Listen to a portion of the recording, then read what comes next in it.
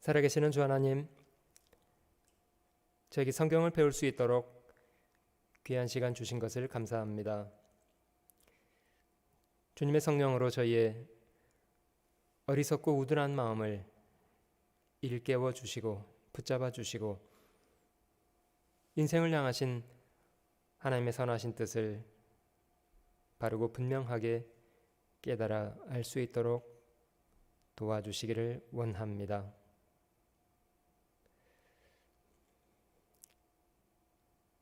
구원을 받아서 하나님과의 바른 관계 속에서 하나님의 선하신 뜻을 이 땅에 이루는 사람들로 남은 생에 살아가게 하시기를 원합니다. 모든 시간을 우리 주님의 자비로우신 손길에 의지합니다. 변함없이 저희를 사랑하시는 구주 예수님의 이름으로 감사하며 기도드립니다. 아멘.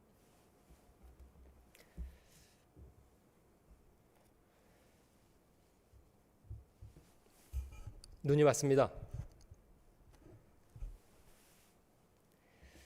온라인으로 말씀을 들으시는 분들 위해서 계속 저희가 준비해 드리고 있는데요. 특별히 통역하시는 분들, 방송을 위해서 애쓰시는 분들 위해서 기도해 주시면 좋겠습니다. 하나님의 수학, 하나님의 산수는 이런 것이라고 하는데요. 1 더하기 3은 4, 십자가 하나, 못 3개. 그래서 forgiven이라는 말은 영어로 용서라는 말입니다. 하나님이 십자가를 통해서 죄인을 용서해 주셨다. 성경의 가장 중요한 메시지이고요. 용서를 받은 사람들이 하나님의 용서를 힘입어서 용서하는 것을 실천하면서 살라. 이렇게 명령하고 계십니다. 서로 인자하게 하며 불쌍히 여기며 서로 용서하기를 하나님이 그리스도 안에서 너희를 용서하심과 같이 하라. 모든 사람이 다 불완전하고 잘못 저지를 수 있고 실수할 수 있고 저희가 용서하지 못한 채로 너무 날카롭다면 사실 누가 나만 할 수 있겠습니까? 하나님이 저희를 용서해 주시는 것처럼 용서를 배우고 용서를 실천하면서 사는 것이 답이다. 이렇게 생각합니다. 먼저 저희가 마가복음 1장 말씀을 하나 찾아보고 시작하겠습니다. 마가복음 1장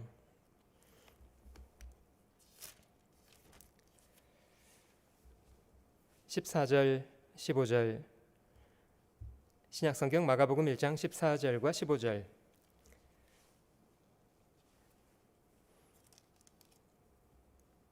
신약성경 53페이지 마가복음 1장 14절과 15절 요한이 잡힌 후 예수께서 갈릴리에 오셔서 하나님의 복음을 전파하여 가라사대 때가 찼고 하나님 나라가 가까웠으니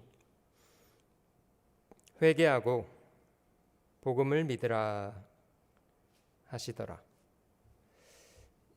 저희가 성경을 통해서 차근차근 하나님에 대한 공부했습니다마는 하나님은 전능하신 하나님이시고 우주와 만물을 창조하신 분이시고 모든 것의 주인이시기 때문에 사람에게 손 벌려 도움을 달라시거나 집을 지어 달라거나 이런 청을 하시는 분이 아니시고 하나님은 오히려 사람에게 주시는 분이시다. 하나님은 사람에게 생명을 부여하시고 호흡과 만물을 친히 주고 계시는 분이시다. 하나님은 친히 인간의 역사를 다스려 가시는 분이시고 역사 속에 선과 악에 대한 것에 심판을 행하셨던 분이십니다. 하나님은 역사를 시작하신 이후에 내팽개쳐 놓지 않고 역사를 구체적으로 개입하셨고 실제 사람에게 자신의 뜻을 끊임없이 가르쳐 오셨던 분. 하나님은 살아계신 분. 그것을 역사, 곧 히스토리라고 합니다. 중요한 사실은 하나님이 사람을 죄악 가운데 버려두시는 분이 아니시라 실제 하나님은 역사 속에서 인간을 건지시는 일을 해 오셨고요. 이 말씀 속에 주님께서 때가 찼고 하나님 나라가 가까웠다 이렇게 말씀하신 것은 하나님의 구약 성경에 메시아를 보내겠다고 말씀하셨고, 그리고 메시아는 성경의 약속대로 이 땅에 직접 오셨고요, 잠시 후에 십자가에 죽으시고 부활하시는 사건을 통해서 인간의 죄를 대속하시는 일을 완성하실 것을 전제로 때가 찼고 하나님 나라가 가까이 왔다 이렇게 말씀하셨고요. 분명히 하나님이 하시는 일이 있습니다. 인간을 구원하시는 부분에 하나님이 하시는 일이 있고, 또 사람인 저희가 할 일이 있습니다. 하나님은 복음을 약속하고 실제 복음을 자신의 몸을 통해서 성취하시고, 저희는 그 완성된 사실을 성경에 기록돼서 모든 사람에게 베풀어 주신 성경을 가지고 있고 배울 수 있는 그런 시대를 살고 있습니다. 이거는 전적으로 하나님께서 하시는 부분입니다. 근데 이 말씀 속에 사람인 저희가 해야 될 부분을 찾아보자면 주님은 회개하고 복음을 믿으라 이렇게 말씀하셨습니다. 다른 것을 하라는 것이 아니고요, 회개하고 복음을 믿으라. 여러분, 실제로 잘 살펴보면 구원을 받는 길이 굉장히 어렵고 복잡한 것이 아니고요, 실제로는 참 간단하고 쉽습니다. 만약에 이게 엄청나게 어려운 일을 하라는 것이라면, 엄청나게 복잡한 것을 이해하고 엄청나게 어려운 일을 하라는 것이라면 사람이 누가 구원을 받겠습니까? 그런데 주님은 돌이켜 어린아이와 같이 되라고 말씀하시고 믿음을 저에게 요구하셨는데, 가장 크고 어려운 일들은 하나님께서 스스로 다 하셨기 때문이랍니다. 사람이 해야 될 일을 찾아보자면 회개할 것. 여러분, 죄인에게 필요한 것이 바로 이것입니다. 죄인은 적극적인 사고방식을 가지고 살라는 것이 필요한 것이 아니고요, 죄인은 자기 죄에 대해서 솔직한 태도가 필요하고 죄로부터 회개하는 것이 필요하고, 그리고 하나님이 죄인을 사랑하셔서 용서해 놓으신 그걸 복음이라고 합니다. 멸망받을 죄인에게 하나님이 용서하셨다는 소식을 전해준다면 그것만큼 좋은 게 어디 있겠어요? 그걸 복음, 복된 소식이라고 하는데요, 그 복음을 마음으로 받아들이고 믿는 것, 그것은 사람이 저희의 몫이라고 주님은 말씀하셨습니다. 회개한다는 거 너무 복잡하게 여기실 것은 아니라고 생각이 들고요, 회개한다는 것은 세 가지를 기억해 보시면 좋을 것 같습니다. 첫 번째는 하나님을 하나님으로 인정하고, 인정한다는 말은 그가 계시다는 것뿐만 아니라 그를 하나님으로 존중하고 그가 행하신 일을 마음으로 존중하고 하나님은 하나님을 인정하고 두려워하는 마음, 그가 우리를 심판하실 분이시라는 사실을 인정하는 태도, 이제 그것을 회개라고 합니다. 어제도 말씀드렸습니다마는 또 한 가지는 그 하나님이 죄라고 말씀하시는 것, 심판주께서 죄라고 말씀하시는 것을 자신도 죄라고 인정하는 것. 여러분, 법정에서 벌어지는 일입니다마는 죄를 진 사람은 끊임없이 자신이 죄를 진 것에 대해서 어쩔 수 없었다든지 정당하다든지 이런 것을 주장하고 싶어하고, 재판하시는 재판관은 법에 비추어서 그 상황을 이해시키려고 합니다.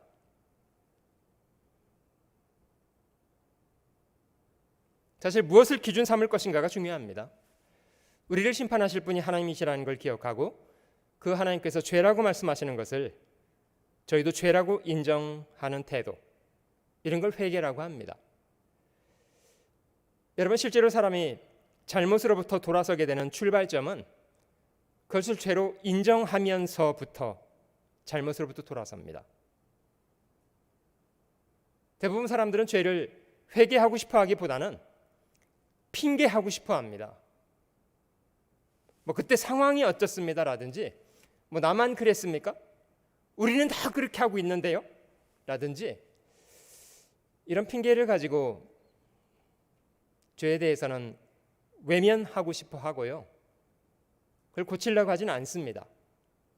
그래서 많은 사람들이 잘못된 것을 오랫동안 가지고 살기도 합니다. 죄를 죄로 인정하는 것, 그걸 회개라고 하고요. 인간이 해야 될 가장 큰 회개는 자신을 지으신 하나님을 등진 채로 살아가는 삶으로부터 유턴을 해서 자신을 지으신 하나님께로 돌아가는 것, 그것을 회개라고 합니다. 이사야 55장 말씀을 함께 찾아보겠습니다. 이사야 55장 함께 찾아보실게요.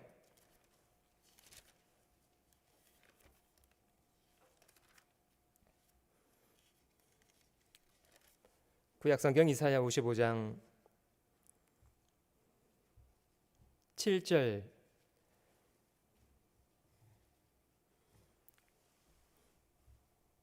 구약성경 1035페이지 이사야 55장 7절입니다.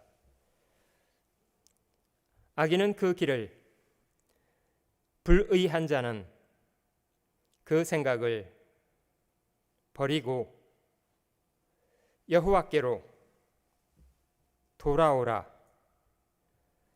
그리하면 그가 긍휼히 여기시리라. 우리 하나님께로 나아오라.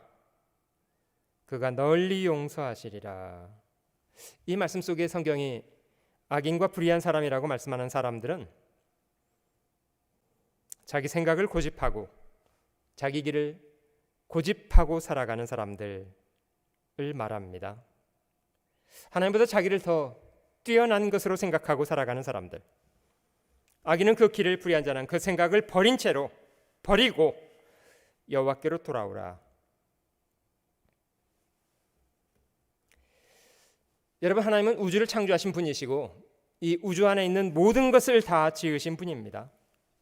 인간하고 비길 것이 아닙니다. 말 그대로 8절에 말씀하시는 것처럼 여호와의 말씀에 내 생각은 너희 생각과 다르며 내 길은 너희 길과 달라서 하늘이 땅보다 높음같이 내 길은 너희 길보다 높으며 내 생각은 너희 생각보다 높으니라.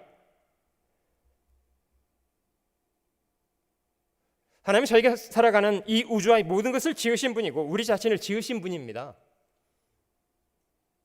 사실 저희는 세포 하나도 이해 못해요. 왜 그렇게 만들어져 있는지.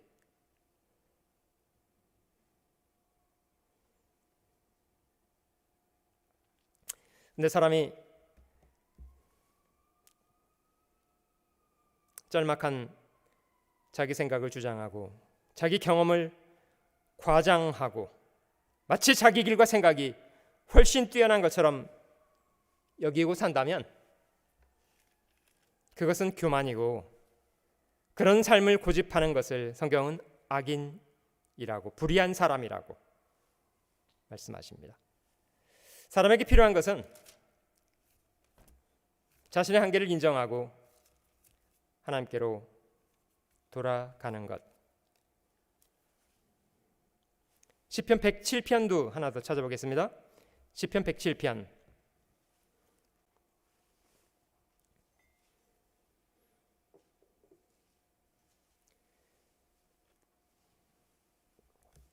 시편 107편 10절 말씀 찾아보실게요. 구약성경 882페이지 107편 10절. 사람이 흑암과 사망의 그늘에 앉으며 곤고와 쇠사슬에 매임은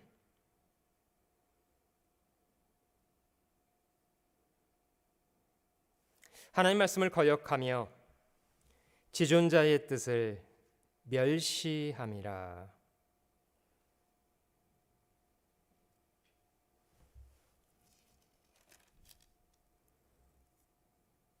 하나님이 사람을 구원하기를 원치 않으셔서도 아니고요, 구원할 능력이 없으신 것도 아니고 사람 편에 하나님을 거역하고 하나님을 멸시하기 때문이랍니다. 구원이 악인에게서 멀어진 이유는 악인이 하나님을 멸시하기 때문이라고 성경은 말씀하십니다. 하나님 없는 삶으로부터 하나님께로 돌아가는 것, 그것이 저희가 해야 될 최고의 회개이다.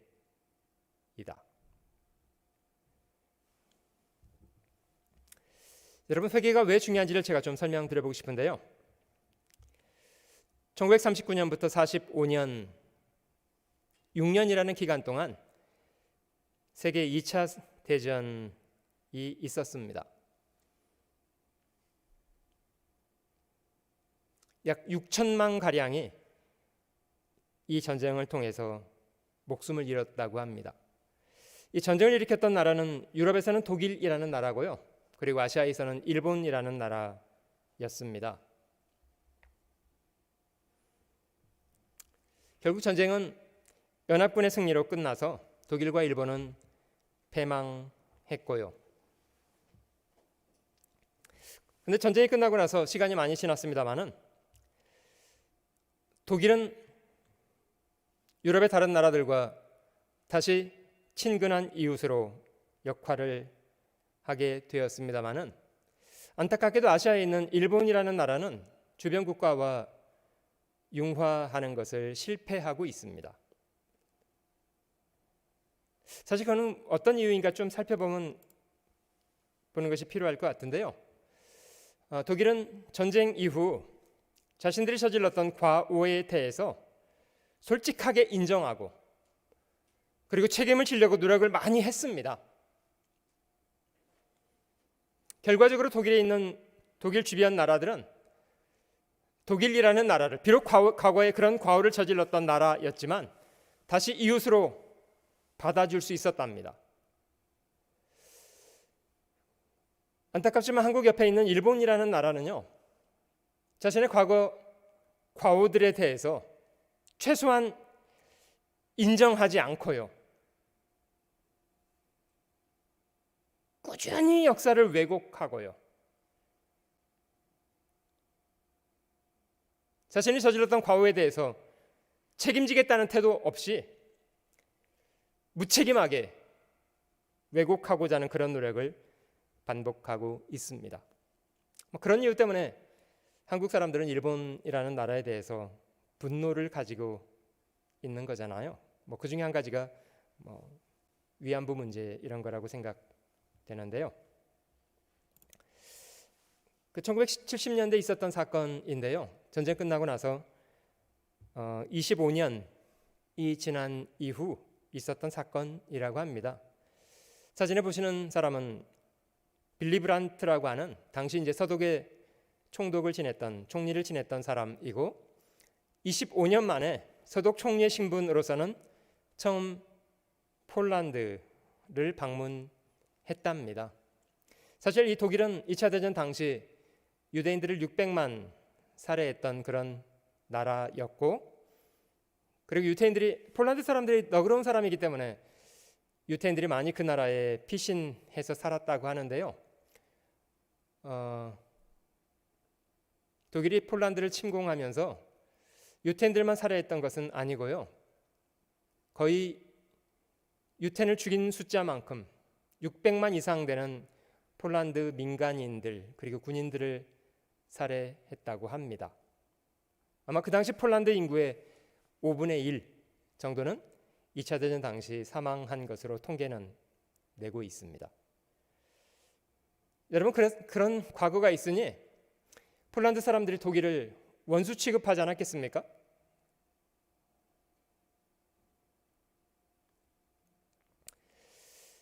(25년) 만에 서독 총리로서 처음 폴란드를 방문했고요. 일정 중에는 바르샤바에 많은 유대인들이 죽었던 전쟁 사망자 위령탑 앞을 잠깐 방문해서 총리 신분으로 헌화라고 하는데요, 꽃을 하나 갖다 놓는 것이 일정의 전부였다고 합니다. 그런데 그 당시 총리였던 빌리 브란트라는 사람은 단지 그 앞에서 묵념하는 것으로 서 있지 않고, 보시는 것처럼 12월에 비가 내리는 음산한 날이었다고 하는데요, 실제 그 앞에서 무릎을 꿇었답니다.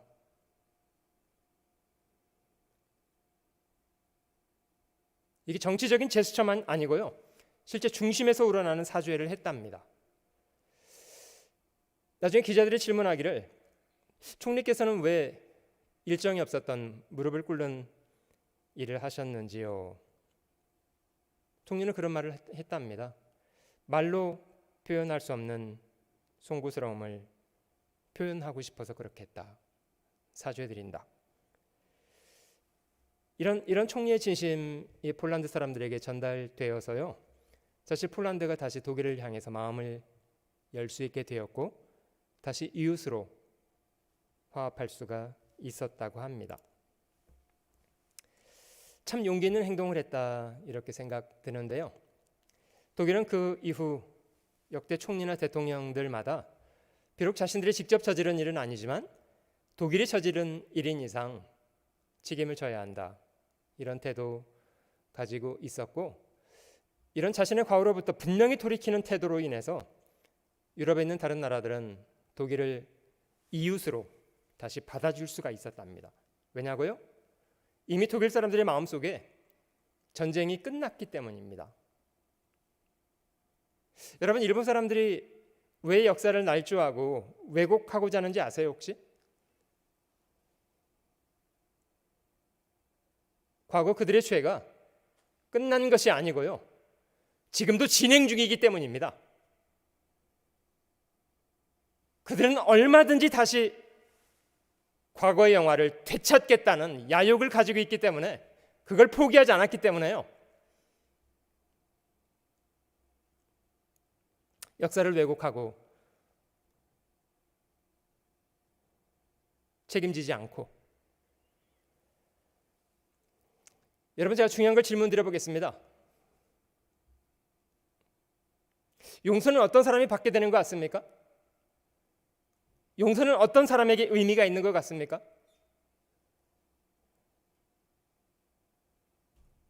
자신이 저지른 과오에 대해서 무책임하고 핑계 변명하는 사람에게 용서가 의미가 있습니까?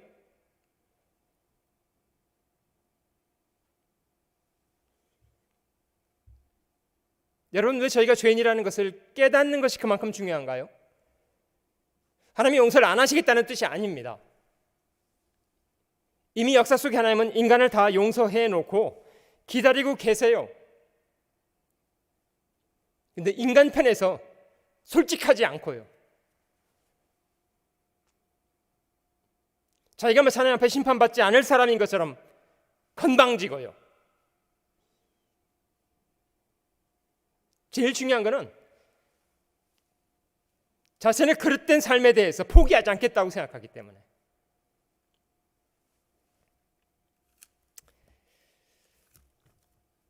악인은 그 길을, 불의한 자는 그 생각을 버리고 이런 태도가 필요합니다. 이걸 회개라고 합니다.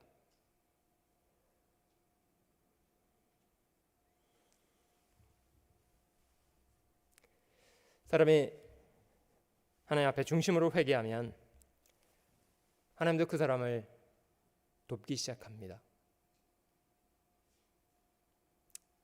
사실 복음이 마음속에 받아들여지고 새로운 삶을 시작할 수가 있습니다. 누가복음 15장에 주님의 세 가지 비유가 기록되어 있습니다. 많은 사람들에게 널리 알려져 있는 비유인데요. 잃었던 양 한 마리를 찾은 목자의 이야기, 잃었던 한 드라크마를 찾은 한 여자의 이야기, 그리고 탕자의 비유라고 하는 잃었던 아들의 이야기, 이런 세 가지 비유가 누가복음 15장 말씀 속에 들어 있습니다. 좀 자세히 살펴보고 싶은데요. 먼저 서두에 주님의 이 회개에 대한 말씀을 하셨던 이유는 이런 거랍니다. 주님이 이 땅에 계실 때 모든 사람들에게 따뜻하고 친절하게 대해 주셨고 그 사람의 조건이나 외모를 가지고 차별하지는 않으셨고요. 모든 사람을 다 가까이 하시고 친절하게 대해 주셨고 특별히 주님은 죄 많은 사람들에 대해서 멸시하지 않으셨습니다. 그들을 가까이 하시고 음식을 잡수시고 복음을 전하시고 이런 이유 때문에 많은 죄인들이 주님께 나와왔고 말씀을 듣고자 했고 이랬다고 합니다. 모든 세리와 죄인들이 말씀을 들으러 가까이 나왔다. 주님의 저 영향력이 대단하셨잖아요. 기적도 행하시고 그러셨으니까요. 많은 사람들이 따르고 추종하고 이랬던 유명한 분이 되셨는데, 그러자 이제 바리새인 서기관 같은 사람들은 주님의 그런 저질 인간들을 상대하는 것을 못마땅하게 여기고 주님께도 블레임을, 비난을 했다고 합니다. 이 사람이 죄인을 영접하고 음식을 같이 먹는구나. 같은 부류인가? 이런.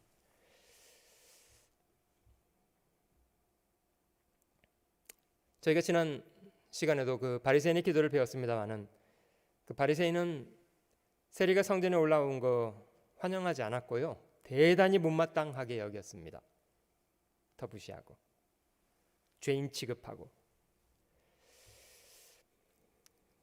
물론 주님은 건강한 사람에게 의원이 쓸데없는 것처럼, 의원은 병든 사람에게 쓸데 있는 것처럼, 인자가 세상에 온 것은 의인을 부르러 온 것이 아니라 죄인을 불러서 회개시키러 왔다.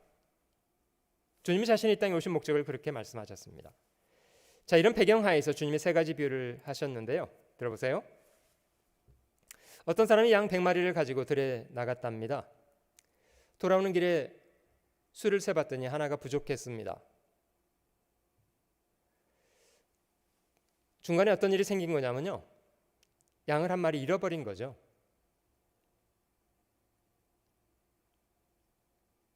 아마 이 사람이 양을 무심하게 생각하는 사람이었다면, 정말 선한 목자가 아니었다면, 아, 오늘도 참 재수가 없네, 이렇게 여기고 그 잃은 양을 찾지 않고 그냥 들어갈 수도 있었을 것 같아요. 근데 이 사람은 그 잃은 양을 찾고자 했다고 하는데요, 99마리를 들에 두고 그 잃은 것을 언제까지 찾아다녔다고 하냐면요, 찾을 때까지 찾더랍니다. 찾을 때까지. 여기 찾도록이라는 단어가 쓰여졌는데요, 찾도록이라는 것은 포기하지 않고 그 양을 찾을 때까지 찾아다녔다.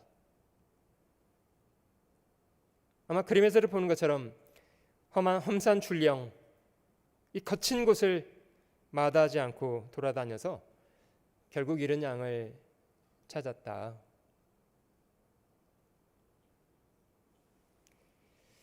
참 기쁘게 목에 메고 돌아왔답니다.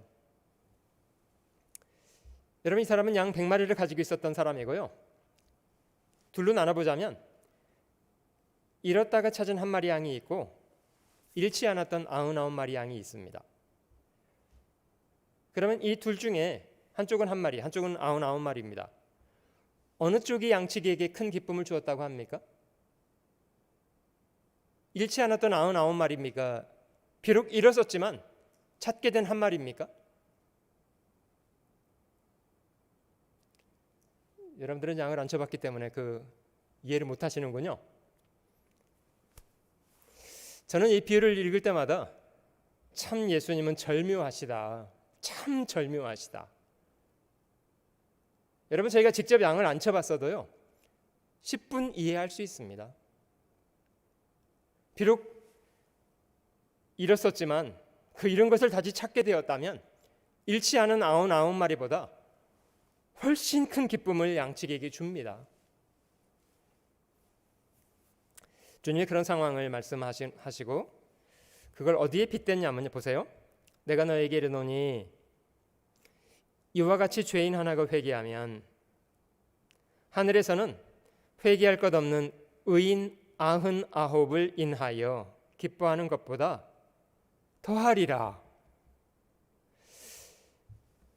여러분, 하나님께서 기뻐하시는 것이 있다고 하는데요, 그것이 무엇입니까? 하나님은 무엇을 기뻐하신답니까? 천사가 저 보고서를 하나님께 올렸는데요, 하나님, 와, 오늘 저 부자가 헌금을 100만 불을 헌금했습니다. 그럼 하나님께서 그 100만 불 헌금했다는 소식이 막 기뻐하실까요? 어머, 100만 불이나 헌금을 했다냐? 이렇게 기뻐하실 것 같습니까?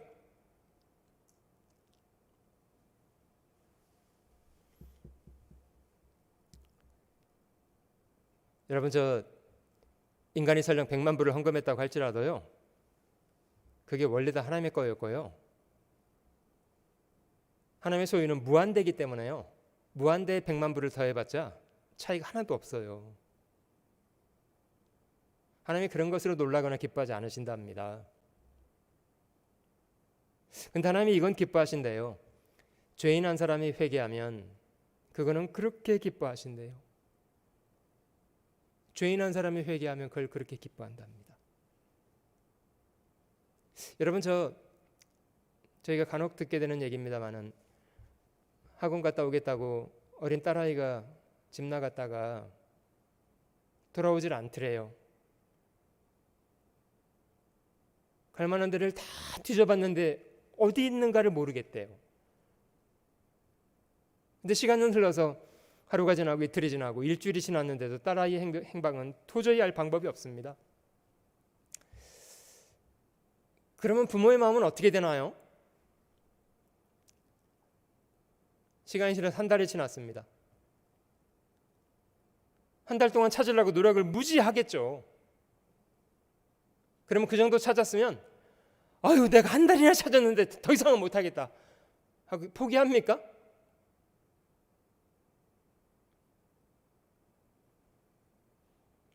포기가 안 됩니다. 왜냐면요, 자기 생명이 연결되어 있는 사람이기 때문이래요. 그만큼 마음속에 귀하기 때문에요. 여러분, 여기 이런 양 한 마리를 찾아서 헤매는 이 양치기의 마음, 누구의 마음인 줄 아세요? 죄인 한 사람을 찾아 헤매시는 하나님의 마음입니다. 죄인을 찾아 헤매시는 하나님의 마음, 찾을 때까지 찾아요. 죄인을 향하신 그런 하나님의 간절함이 자기 독생자를 죽는 데 내어주기까지 했답니다. 죄인 한 사람이 회개하는 것이 그렇게 큰 일이구나, 그렇게 하나님께 기쁨이 되는 일이구나. 자, 두 번째 비유는 한 여자가 10드라크마를 갖고 있었는데, 보세요, 10드라크마가 있었는데 그 중에 하나를 잃어버렸답니다. 근데 이 여자도 등불을 켜고 집을 쓸면서 찾도록 부지런히 찾더랍니다.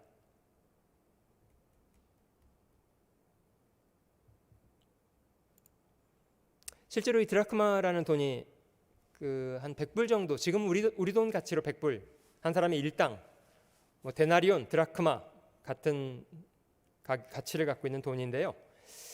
남자의 하루 일당 정도 되는 돈입니다. 근데 이게 단순한 생활비였기 때문에 찾은 것은 아니고요. 100불짜리 찾겠다고 온 집안을 쓸고 한 건 아니고, 사실 유대인들 결혼 풍습인데요. 유대인들은 남자가 결혼할 때 자기 아내에게 정표로 자기 사랑을 고이 간직해달라는 그런 정표로 드라크마 10개를 선물로 주는 것이 풍습이었답니다. 물론 여자는 남편의 사랑을 고이 간직하고 있다는 그런 증표로서 드라크마 10개를 잘 간수했어야만 했습니다. 근데 여자가 드라크마 10개 중에 10개를 다 잃어버렸거나 3-4개 잃어버렸다는 게 아니고요. 단지 하나만 잃었다가 찾은 것 뿐이잖아요. 근데 이게 어떤 의미가 되냐면요, 마치 여자는 10개를 다 잃었다가 찾은 것 같은 기쁨을 맛게 됐습니다. 왜냐? 비록 하나를 잃었다가 찾았지만요, 남편의 사랑을 지키지 못했다는 실수가 되잖아요. 그걸 만회한 사건이 되었기 때문에 전부를 잃었다가 찾은 것 같은 그런 기쁨을 맛보았답니다. 그래서 여자가 하나를 잃고 나서 내 동전 하나가 없어졌다 이러면서 이제 온 집안을 막 쓸고 찾았다는 거예요. 마침내는 이제 그걸 찾았답니다. 얼마나 기쁜지요. 친구들을 불러다가 나와 함께 먹고 즐기자, 내가 잃었던 드라크마를 찾았다 이러면서 친구를 불러다가 이제 즐기려면 뭔가 먹어야 되잖아요. 때려 먹었는데요, 드라크마는 한 드라크마를 찾았는데 때려 먹은 건요, 한 4-5드라크마치 먹은 것 같아요. 이게 말이 살짝 안 되는 것 같으죠?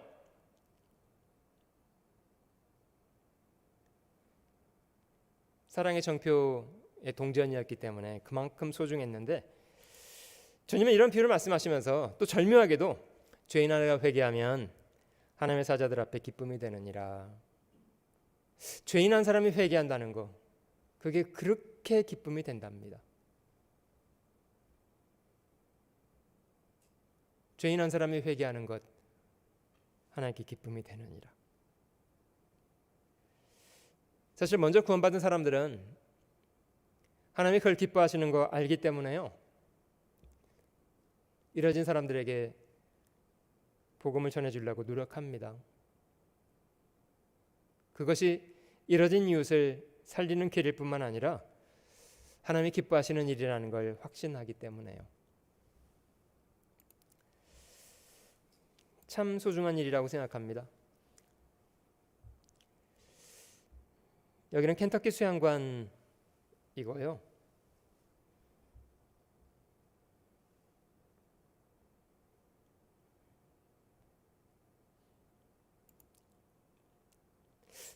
(400에이커) 중에 한 100에이커 정도는 보시는 것처럼 푸른 풀밭, 보기는 참 좋습니다만은 그 관리하는 사람은 여름한철 잔디 깎는데 곤욕을 치르게 되고요. 저도 간혹 수양관을 방문할 때마다 잔디 부지런히 깎아보기도 하는데요, 관리하는 조영욱 형제는 여름한철에 매 2주마다 이틀씩 깎는다고 하더라고요.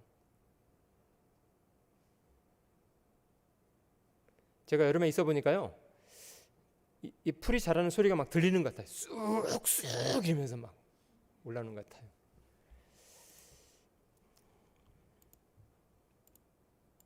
저도 이제 자주 잔디를 깎았는데요, 한 번은 제가 그런 일을 경험했습니다. 하루 종일 잔디를 깎고 해가 질 즈음에 장비를 창고에다가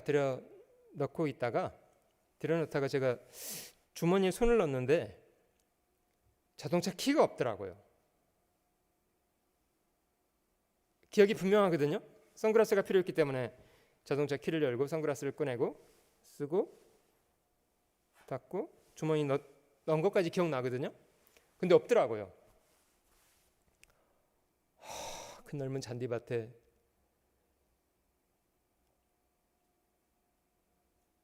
더군다나 풀이 깎이면 이게 키가 떨어져도 어디 있는가를 찾기가 쉬운 게 아닙니다. 제가 그 키를 찾아서 헤매면서 이 누가복음 15장을 많이 깨달았어요. 정말 간절했겠다. 저는 그까지 키 하나 찾아보려고 노력했는데 이런 양 한 마리를 찾겠다고. 사실 자식을 찾는 부모는 어떤 마음이겠습니까? 죄인 한 사람을 찾아 헤매시는 하나님의 마음이다, 이렇게 생각되는데요. 자, 세 번째 이야기는 탕자의 비유라고 하는 널리 알려진 이야기입니다. 또 가라사대 어떤 사람이 두 아들이 있었답니다. 두 아들. 근데 둘째가 이제 문제였습니다. 그 둘째가 아비에게 말하되 아버지여, 재산 중에서 내게 돌아올 분깃을 내게 주소서 하는지라. 당장 읽어도 이 아들이 전혀 건전하지 않은 사람이라는 걸 이해할 수 있는데요, 버젓이 아버지가 살아계신데 아버지한테 유산을 타령하는 놈입니다.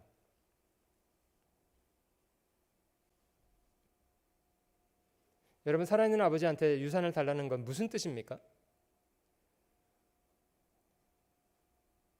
아버지를 존경하는 거, 이런 거 없어요. 그냥 아버지가 살아있는 이유가 나에게 돈을 주기 위해서, 유산을 남겨주기 위해서 있는 것뿐이다, 이렇게 생각하고 있는 거예요. 마음으로는 아버지를 살해한 것 같아요. 아버지 죽으면 어차피 올 거니까 빨리 주세요.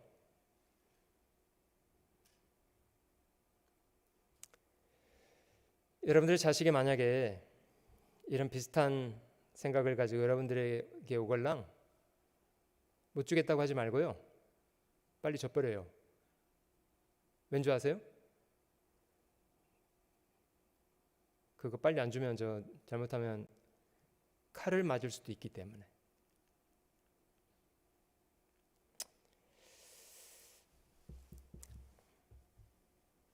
참 악한 자식이었습니다. 근데 이 아들이 지금 그 아버지한테 돈을 달라고 떼기장을 쓰는 이유가 뭐였던 것 같습니까? 실제 아들은 잘못된 삶의 동기를 갖고 있었어요. 그는 허랑방탕한 삶을 동경하고 있었습니다. 아버지가 모르지 않았어요. 근데 아버지는 자식을 멸시하거나 무시하지만 않으셨고요. 그런 잘못된 자식일지언정 아버지는 존중해 주었고 살림을 각각 나누어 주었답니다. 아니나 다를까 며칠이 못 돼서 둘째 아들은 재산을 다 모아가지고 가족을 등지고 아버지를 배반하고 먼 나라로 가버렸습니다. 아마 이 아이는 꿈에 그리던 자유를 얻었다 이렇게 생각했을 것 같아요. 나는 자유다. 여러분, 제가 중요한 걸 질문 드려볼게요. 하나님을 등지는 것이 인간이 누릴 자유입니까? 죄를 짓는 것이 인간이 누릴 권리인가요? 실제 많은 사람은 그렇게 생각하는 것 같아요. 죄에 눈이 멀어서요.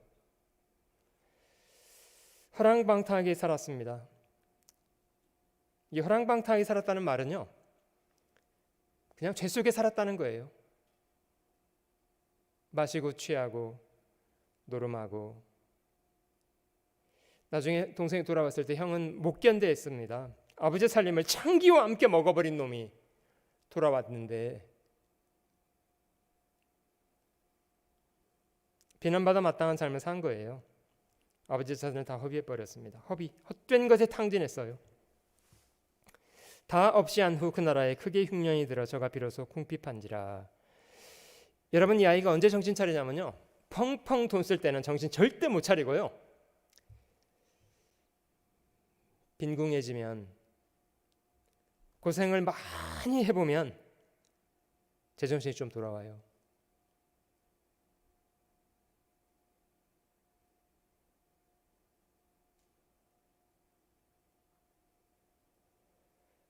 그 못 헤아리는 것 같아요.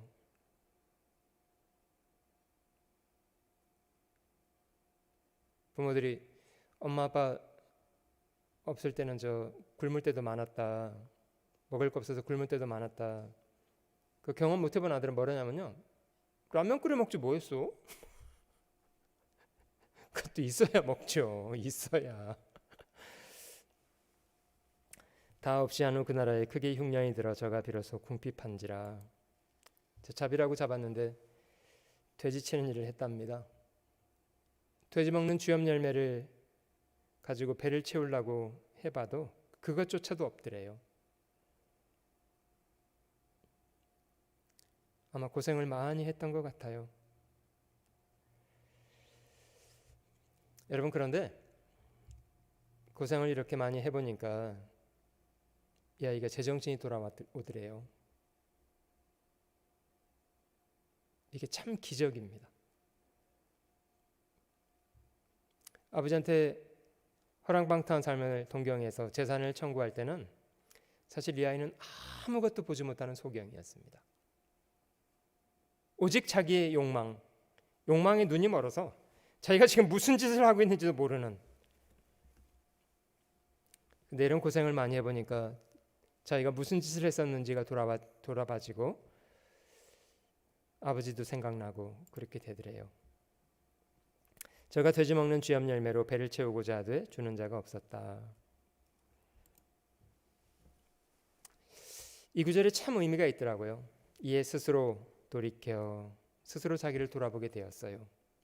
인생을 살면서 이런 시간은 참 좋은 것 같아요.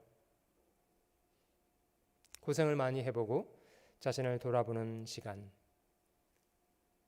이 아이는 아버지를 생각했는데요, 내 아버지에게는 양식의 풍족한 품꾼이 얼마나 많은고 나는 여기서 줄여 죽는구나.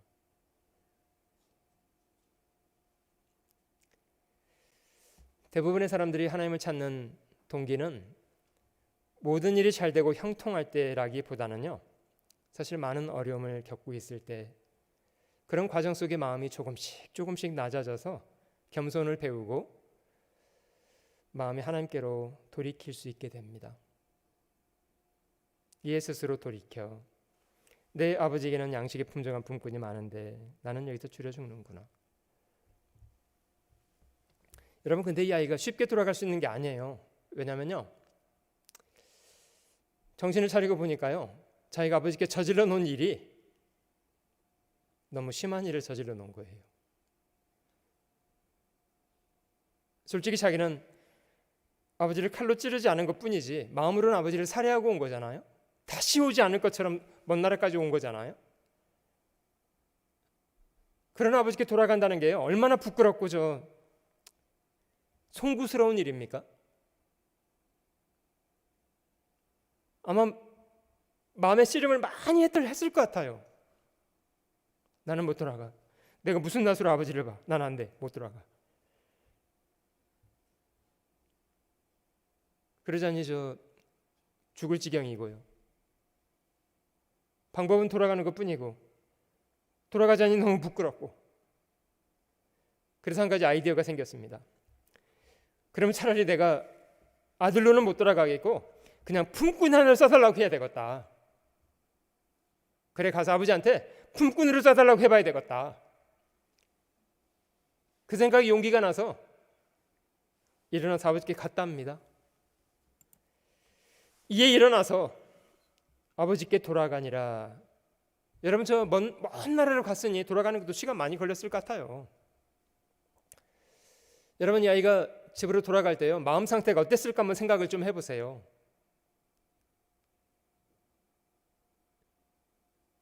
얼마나 초조하고 불안했겠습니까?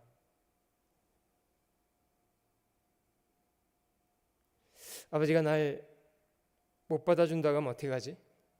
난 갈 데도 없는데. 아버지가 날 상대 안 해주면 어떻게 하지? 얼마나 불안했겠어요. 얼마나 초조하고. 한 걸음 한 걸음 발걸음이 몹시 무거웠을 것 같습니다. 근데 아무튼 그 먼 길을 다시 돌아서 아버지께 갔어요. 돌아갔어요. 그런데 전혀 예상하지 못했던 일이 기다리고 있었습니다. 한 발 치읓집이 보이기 시작하는데요, 아직도 상거가 먼데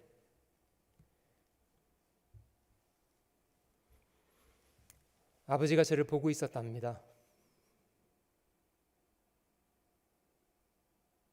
어떤 눈빛으로요? 날카로운 눈빛으로요? 아니고요.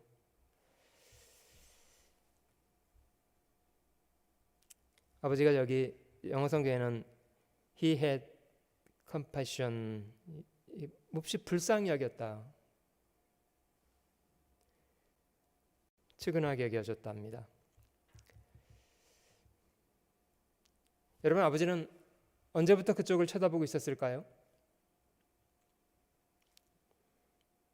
이 아이가 재산을 다 모아서 가족들을 등지고 떠날 때부터요, 그때부터 보고 계셨어요. 아버지가 저를 보고 측은 여겨주었다. 그리고 아버지는 주체할 수 없는 사랑으로 달려가서 목을 안고 입을 맞추어 주었습니다.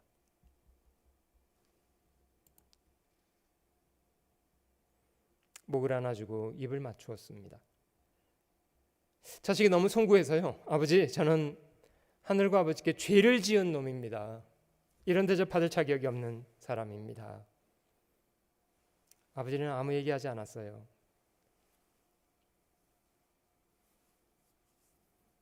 아버지는 종들에게 명하기를 제일 좋은 옷을 내어다가 입히고 발에는 신을 신겨주고 손에는 손가락 반지를 다시 끼워주라. 그리고 살찐 송아지를 끌어다가 잡아서 잔치를 베풀라. 우리가 먹고 즐거워하자. 이 나의 아들은 죽었다가 살아났고 잃었다가 다시 찾았다. 사람들이 즐거워하더래요. 네덜란드의 유명한 렘브란트라는 사람도 이 그림을 그렸습니다. 돌아온 탕자의 귀환이라는 그림을 그렸는데, 누가 설명을 하시더라고요. 아버지 손이 조금 달리 표현되어 있는데 작은 손은 육신의 아버지의 손, 크게 그린 손은 하나님 아버지의 손을 의미해서 그렇게 그린 거래요. 자, 제가 중요한 걸 하나 질문 드려보겠습니다. 주님이 이 비유를 말씀하신 의도가 무엇인가를 조금 눈을 떠보시면 좋을 것 같아요. 아버지가 이 죄 많은 아들을 다시 받아 주었던 이유 무엇일까요? 아버지가 이 죄 많은 아들을 다시 받아준 이유는 무엇입니까?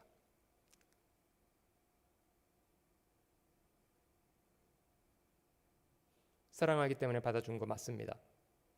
사랑하기 때문에 받아줬습니다. 물론 부모의 마음으로 자식이 어떤 죄를 지어도 부모는 용서하고 사랑으로 받아줄 준비합니다. 사랑하기 때문에 받아준 건 맞습니다.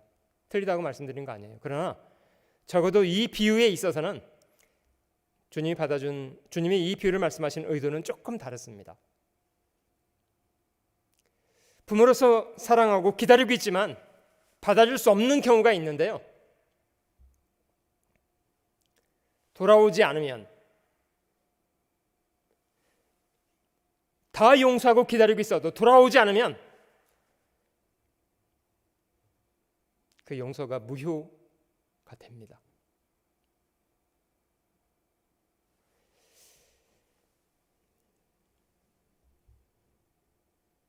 여러분, 이 비유 속에 아버지는 아들이 있는 먼 나라로 추적해 가지 않았어요.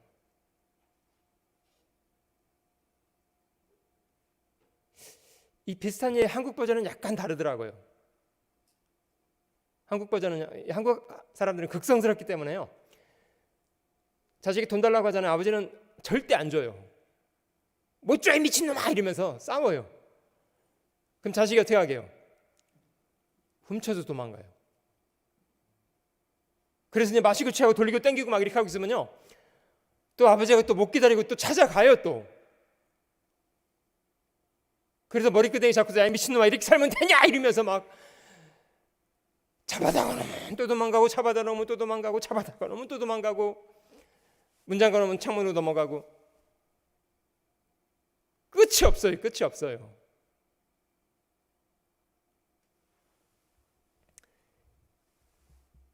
여러분, 이 아버지는 자식을 사랑하지 않아서 자식의 먼 나라 가 있는 동안 어디 있는지 알아보지도 않고 그냥 가만히 계신 거예요?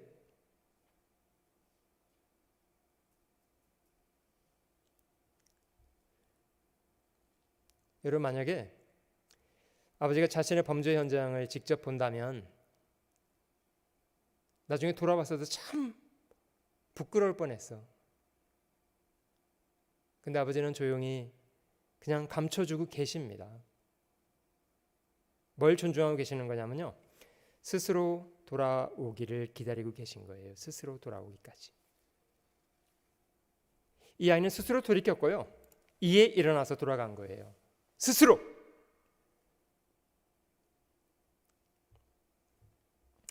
예수님은 회개하고 복음을 믿으라 이렇게 말씀하시는데요, 여러분, 먼저 믿은 사람들이 주변에서 도와줄 수도 있고 구원해 줄 수 있고 이렇습니다만은 대신 해줄 수 없는 것이 있습니다. 대신 회개해 줄 수 없는 거고요, 대신 믿어줄 수 없는 거고. 회개하고 복음을 믿는 것은 모든 사람이 하나님 앞에서 스스로 해야 될 일입니다. 아버지가 이 아이를 받아줄 수 있었던 거 돌아왔기 때문에 충분해요. 그것으로. 아버지는 종들에게 이르되 제일 좋은 옷을 내어다가 입히고 손에 가락지를 끼우고 발에 신을 신기라. 그리고 살찐 송아지를 끌어다가 잡으라. 사실 죄인으로 보지 않겠다는 거예요. 제일 좋은 옷을 내어다가 입힌다는 말은 네 죄를 보지 않겠다, 다시 아들로 인정해 주겠다.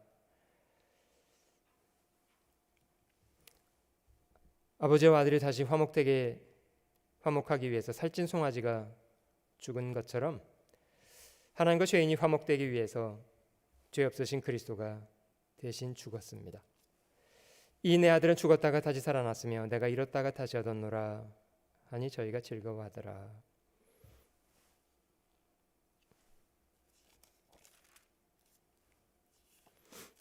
여러분, 하나님이 우리를 구원하지 않아서 저희가 구원 못 받는 것이 아니고요, 이미 하나님은 구원을 완성하시고 모든 것을 다 준비해 놓으시고 기다리고 계세요.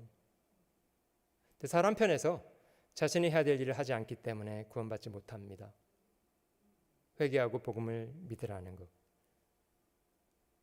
그것이 저희 몫입니다. 마치 이와 같은데요, 미국의 대통령은 어떤 죄인도 사면할 수 있는 막강한 권력이 있으시더라고요. 트럼프도 그래서 셀프 사면 이런 얘기하고 그러셨잖아요. 미국의 7대 대통령이 앤드루 잭슨이라는 분이셨는데요, 그분 당시 실제 있었던 일이라고 하더라고요. 조지 윌슨이라는 사람이 강도 혐의로 사형 판결을 받고 집행을 기다리고 있는 중이었다고 하는데요, 대통령 특사 가운데 조지 윌슨도 포함돼서 사면장을 받게 됐답니다. 그런데 이 조지 윌슨이라는 사람이요, 대통령의 사면장을 거절했답니다. 사형수인데 대통령이 발급한 사면장을 거절하겠다고, 나는 받지 않겠다고, 죽여달라고 그랬대요. 결과적으로는 다시 재판을 했고요, 아무리 대통령이 사면장을 발급했어도 본인이 받아들이지 않으면 무효. 그래서 원한대로 사형 집행을 했답니다. 여러분, 이럴 경우 이 조지 윌슨이 죽은 이유가 무엇이냐면요, 대통령이 사면하지 않아서가 아니에요. 자기 편에서 사면을 거절했기 때문이었답니다.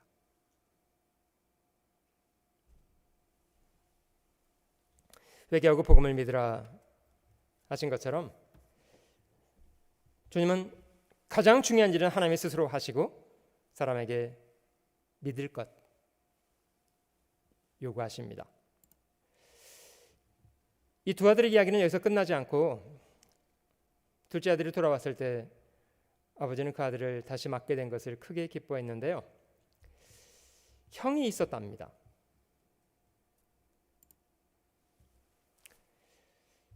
맏아들은 밭에 있다가 돌아와 집에 가까이 왔을 때에 풍류와 춤추는 소리를 듣고 알아봤더니 자기 동생이 돌아왔고 아버지가 그 동생을 위해서 송아지를 잡고 큰 잔치를 베풀어 주었다는 소식을 들었고요. 이 형은 그런 상황에 몹시 분노를 했습니다. 저가 노하여 들어가기를 즐겨 아니하거늘 아버지가 나와 권한대. 여러분, 집안에 아들이면 손님들이 많이 와 있고 그러면 할 일이 있는데 이 아들은 그 속에 들어가서 손님을 섬기고 싶은 그런 마음 없었던 거예요. 그래서 이제 아버지가 다급한 마음에 나와서 동생이 돌아왔으니 잔치가 벌어졌으니 와서 도우라 이렇게 권유를 했더니 이 형은 그 와중에 아버지께 조목조목 반박을 하고 대들더랍니다. 아버지께 대답하여 가로되 내가 여러 해 아버지를 섬겨 명을 어김이 없거늘. 여러분, 이 말만 들으면 굉장히 저 훌륭한 아들이죠. 태도는요 잘못되어 있어요. 내가 여러 해 아버지를 섬겨 명을 어김이 없다. 나는 아무 문제 없다. 아무 문제가 없는 게 아니고요, 태도가 벌써 잘못되어 있어요. 여러분, 아버지를 그렇게 사랑하고 섬기는 사람이었으면 아버지가 동생 때문에 어떤 고통을 하고 있다는 거 왜 눈치를 못 챕니까? 여러분, 이 형은 자기 동생이 어디서 뭘 하는지 모르지 않았어요. 야, 네 동생이 먼 나라 가서 허랑방탕하게 살았다 이런 설명하지 않았어요. 그래도 형은 아버지 살림을 창기와 함께 먹어버린 동생의 사정을 다 알고 있었어요. 벌써.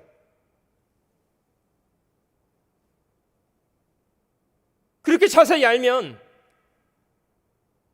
아버지가 동생 때문에 그렇게 고통스러운 시간을 보내고 있으면 왜 최소한 가서 돌아오라고 말 안 합니까?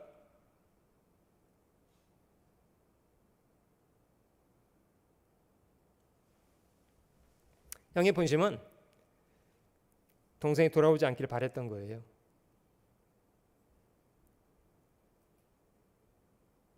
주님이 이런 비유를 말씀하시는 서두에 세리와 죄인들은 주님을 가까이 하고자 했고 바리새인과 서기관들은 원망하고 있었는데요. 사실 주님은 아주 절묘하게 그 상황을 말씀하고 계신 것 같아요. 내가 여러 해 아버지를 섬겨 명을 어김이 없거늘 내게는 염소 새끼라도 주어 나와 내 벗으로 즐기게 하신 일이 없더니 아버지 살림을 창기와 함께 먹어버린 이 아들, 자기하고는 아무 상관없는 사람처럼 얘기했어요. 이 아들이 돌아오매 이를 위해서는 살찐 송아지를 잡으셨나이다. 아버지는 말하기를 예, 너는 나와 함께 있으니 나의 것이다, 너의 것이다. 여러분, 이 형이 지금 마음속에 분노하는 이유는요, 동생이 돌아온 것만이 아니고요, 동생은 자기 거 다 먹었으니 재산이라고는 이제 다 자기 재산인데 동생보다는 송아지가 더 귀했던 거예요, 마음속에. 그러나 이 너의 동생은 죽었다가 살아났고 잃었다가 찾았으니 우리가 기뻐하는 것이 마땅하다.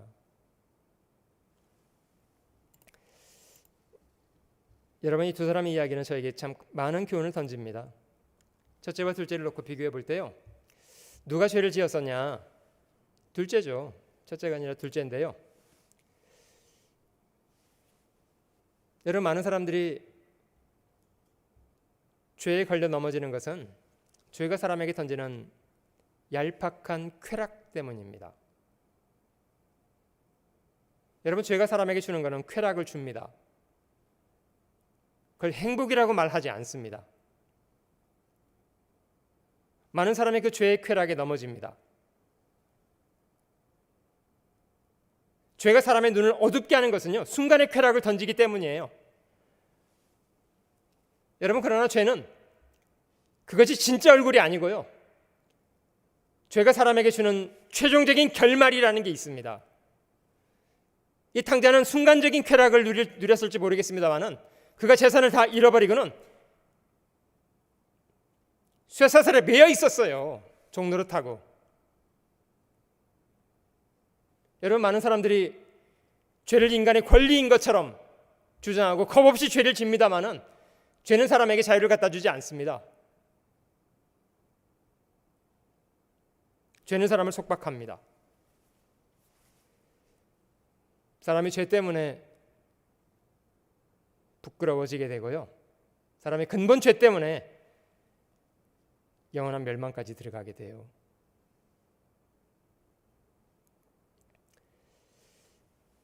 죄의 결말까지 경험했던 사람 둘째였고요. 누가 회개하였는가? 물론 이것도 둘째죠.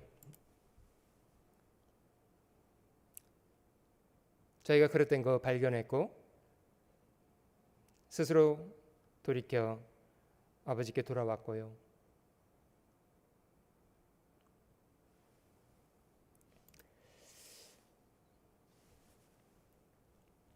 자식이 돌아왔을 때 아버지는 그를 있는 그대로 다시 받아주었고 사랑으로 용서해 주었는데요. 누가 아버지의 사랑을 알게 됐냐? 역시 둘째입니다. 둘째가 아버지의 사랑을 알게 된 것은 그가 자기 죄를 정죄하지 않고 용서해 주신 것의 증거가 되어 있습니다.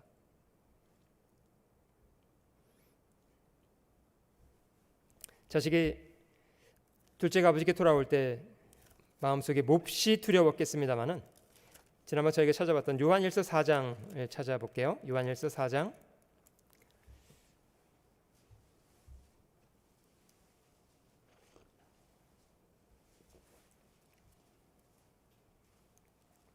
요한일서 4장 18절 사랑 안에 두려움이 없고 온전한 사랑의 두려움을 내어 쫓나니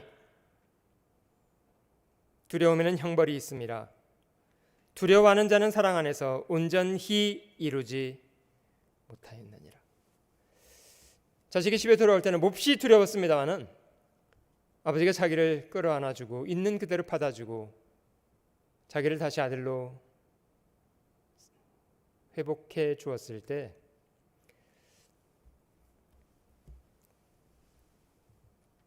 마음속에 두려움이 없어져 버렸습니다. 사랑 안에 두려움이 없고 온전한 사랑의 두려움을 내어줬는다. 여러분, 결과적으로요, 이 첫째와 둘째 아들 중에 누가 아버지를 사랑하게 되겠습니까? 제가 던지고 싶은 가장 중요한 질문은 바로 이 질문입니다. 이 두 아들 중에 누가 아버지를 사랑하겠습니까? 부인할 수 없이 둘째인데요, 둘째와 비교해 볼 때 첫째는 이런 우여곡절이 없었어요. 첫째는 자기가 아버지께 순종적인 사람이라고 자처했고 아버지의 마음을 읽기보다는요 그냥 자기 일을 하는 사람이에요. 사실 첫째도 아버지께 관심 없는 사람이에요. 둘째는 죄를 지어봤고 죄의 결말을 경험해봤고 죄로부터 돌아서서 아버지께 돌아왔을 때 비로소 아버지가 죄를 용서해 주시는 과정 속에 아버지의 사랑을 깨닫게 됐습니다. 결과적으로 둘째가 정말 아버지를 사랑할 수 있게 되었습니다. 여러분, 두 아들이 같이 일을 해도요 마음의 동기가 달라요. 첫째는 자기 욕심 때문에 일해요. 둘째는 아버지를 사랑하는 마음 때문에 일합니다. 여러분, 왜 하나님이 인간이 죄를 지면 어떤 과정을 겪게 되리라는 거 다 아셨을 텐데 왜 죄를 짓도록 그냥 두셨던 걸까요? 보시는 것처럼 바리새인 서기관 같은 사람은 먼저 된 사람들인데도 끝까지 하나님의 사랑은 깨닫지 못하는 어리석은 사람이 되고, 세리나 죄인들 같은 사람은 주님을 사랑하는 사람들이 되잖아요. 저희가 창세기 3장 공부할 때 좀 질문 드렸습니다마는 하나님은 인간이 범죄할 때 어떤 결과가 초래될지 다 아셨습니다. 금지한 열매를 인간이 먹게 되리라는 것도 처음부터 알고 계셨고요. 죄를 진 이후에 인간 역사 속에 얼마나 죄로 인해 험악한 일들이 벌어진다는 거 왜 모르셨겠습니까? 다 아십니다. 타락한 자식이 아버지한테 재산을 청구할 때요, 그 돈을 주면 어떤 일이 벌어지게 된다는 거 모르지 않아요, 아버지가. 그러나 아버지가 자식을 무시하지 않고 존중하고 재산을 준 것은 이런 과정, 죄를 짓고 고통을 경험하고 이런 과정이 있지만 결국 그 죄로 인해서 역설적이지만 저희가 하나님의 사랑을 깨닫게 됩니다. 결과적으로는 하나님을 사랑하고 살아가는 사람들이 되고요.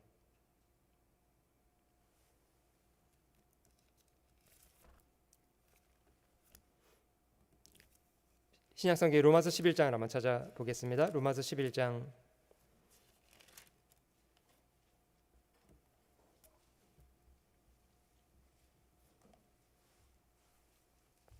32절과 33절 말씀입니다. 로마서 11장 32절과 33절.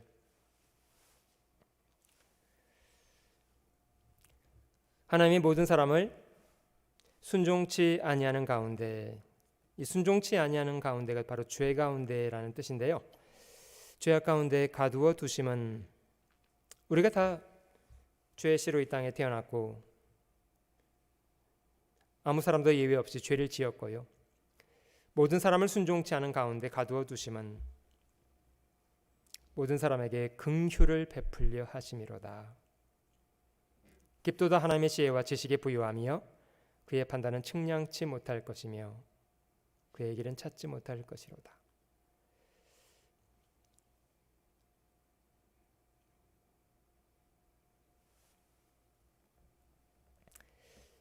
저희가 죄를 공부하면서 우리가 죄인이라는 것을 발견하고 하나님의 거룩하심에 비교해 볼 때 우리가 얼마나 어두운지, 얼마나 추잡한지, 얼마나 무가치한지 발견하게 됩니다마는, 그런 무가치한 사람을 하나님이 자기 독생자를 지불해서 용서해 주었다는 사실을 발견하면서 하나님의 사랑의 지극히 크심에 대해서 많이 깨닫게 됩니다. 그것이 사람의 삶을 변화시키는 원동력이고요.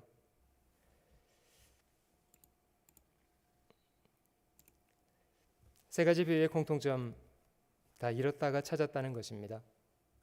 저희가 과거에는 다 하나님 앞에 이뤄져 있었던 사람들이었지만 이제는 복음 안에서 찾음받은 사람이 되었다는 것, 그것이 중요한 부분이고요. 죄를 용서하시는 것이 죄인을 향하신 하나님의 사랑입니다. 사랑하시기 때문에 용서합니다. 죄에 대한 책임은 분명히 사람에게 있습니다. 책임이 사람에게 있습니다. 그런데 하나님은 인간이 저지른 죄를 스스로 감당하시고 해결해 주셨는데 그 속에 죄인을 향하신 하나님의 사랑이 담겨 있고요. 지난 시간 살펴봤던 영원한 속죄에 대한 부분입니다. 다시 한번 살펴봐 드릴게요. 제사장마다 매일 서서 섬기며 자주 같은 제사를 드리되, 이제 짐승을 드리는 제사를 말합니다. 이 제사는 언제든지 죄를 없게 하지 못하거니와 오직 그리스도는 죄를 위하여 한 영원한 제사를 드리시고 하나님 우편에 앉으셨다. 이제 모든 제사가 끝났기 때문에 앉으셨다 설명했고요. 염소와 송아지의 피로 아니하고 오직 자기 피로 영원한 속죄를 이루사 단번에 성소에 들어가셨느니라.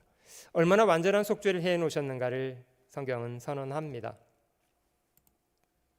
지난번도 비교해 드렸습니다마는 짐승을 드리는 제사는 유대인을 위한 1년짜리, 그래서 비유고 그림자라고 성경은 말씀하셨고요. 이거는 불완전하고 미완성의 제사였다면 그리스도의 십자가 죽음이라는 사건은 유대인을 위한 제사만이 아니라 이제 온 세상 사람들을 위한 제사이고, 그리고 성경이 말씀하시는 것처럼 영원한 속죄입니다. 이거는 그림자고 비유고 이것이 실체이고요. 2000년 전에 이루어진 사건입니다마는 이미 완성된, 완전히 끝난, 주님이 십자가에서 남긴 말씀 가운데 다 이루었다는 말씀이 있습니다. 다 이루었다. 거의 다가 아니고요. 다. 인간의 죄를 대속하시는 일을 완전히 다 성취했다. 그런 이유 때문에 하나님은 저희 불법과 저희 죄를, 저희 죄와 저희 불법을 내가 다시 기억하지 않겠다 이렇게 선언하셨고, 이것을 사하셨기 때문에 사하셨은즉 다시 죄를 위해서 제사 드릴 것이 없다 이렇게 선언을 하셨습니다.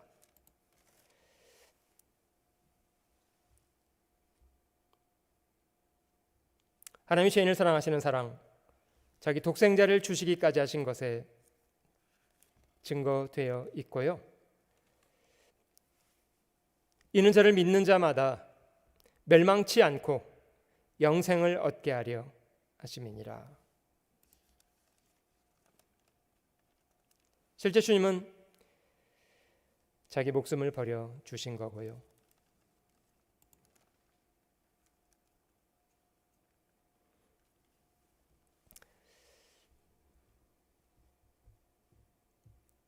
의인을 위하여 죽는 자가 쉽지 않고 선인을 위하여 용감히 죽는 자가 혹 있거니와.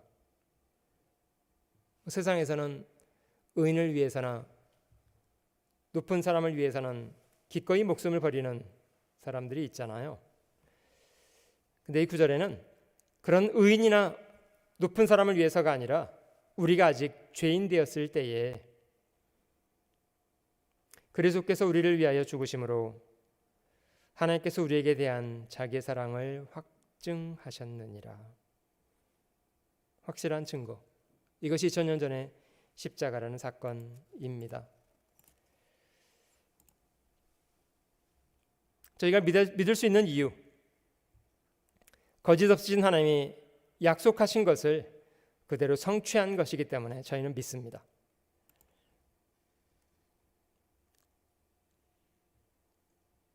하나님이 사건을 통해서 우리의 모든 죄를 등 뒤에 던지셨다. 이거는 이제 보지 않으시겠다, 이런 선언이시고요. 혹 어떤 구절에는 우리의 모든 죄악을 깊은 바다에 던지시리이다. 다시는 보지 않겠다는 뜻입니다. 이사 40장에 있는 말씀에는요, 너희는 정다이 예루살렘에 말하며 그것에게 외쳐 구하라.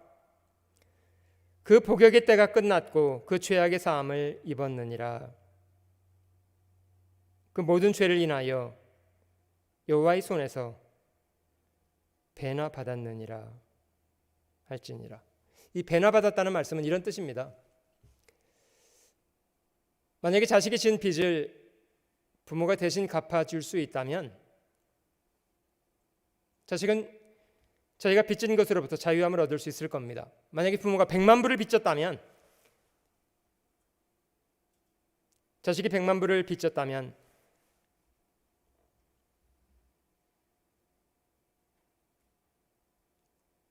부모는 그것을 정확하게 갚아주어야만 자식을 빚진 것에서부터 건져줄 수 있을 겁니다. 근데 이 말씀에는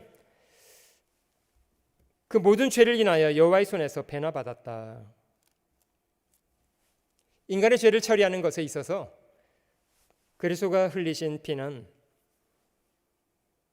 인간의 죄를 처리하는 것에 배나 되는 그런 대가를 지불하신 것이다.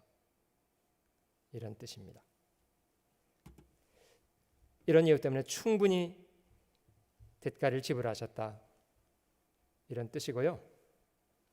이사 43장 말씀에는 나곧 나는 나를 위하여 네 허물을 도말하는 자니, 하나님께서 말씀하시기를 하나님이 저희 죄를 도말하시는 일을 죄인인 우리를 위해서라기보다는 주님 자신을 위해서 하신다고 합니다. 네 죄를 기억지 아니하리라. 왜 주님의 죄를 용서하시는 일을 하시면서 자기 자신을 위한 일이라고 하실까요?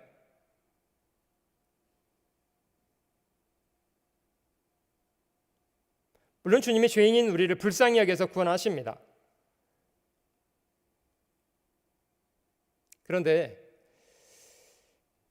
역사가 끝나고 사람들이 결국 천국과 지옥으로 갔는데요, 천국에는 아브라함, 이삭, 야곱 몇몇 믿음의 사람들만 와 있고 모든 사람이 다 지옥에만 바글바글하게 가 있다면 여러분, 이건 전혀 하나님의 영광을 위한 일이 아닙니다.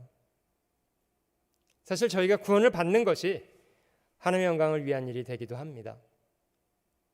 또 한 가지, 하나님이 저희 죄를 용서하시는 것을 자신을 위한 일이라고 말씀하시는 것은 저희를 그만큼 사랑하신다는 뜻입니다. 마치 그 자식의 불 속에서 죽게 생겼다면 부모는 자기 목숨을 돌아보지 않고 자식을 살리겠다고 불 속에 뛰어 들어갑니다. 물론 부모가 불 속에 뛰어 들어가는 이유는 자식이 불쌍해서 뛰어 들어가는 것도 맞습니다. 그러나 실제로 부모는 자기 자신을 위해서 불 속에 뛰어 들어갑니다. 만약에 자신이 죽는 것을 두려워해서 자식이 불에 타 죽도록 내버려 둔다면 사실 부모는 살기 어려울 것 같아요. 하나님이 죄 많은 세상에 인간의 몸을 입고 뛰어 들어와서 인간의 허물을 그 몸에 담당하고 죽기까지 하신 이유는 인간의 죄 문제를 완전히 자신의 문제로 여기셨기 때문입니다.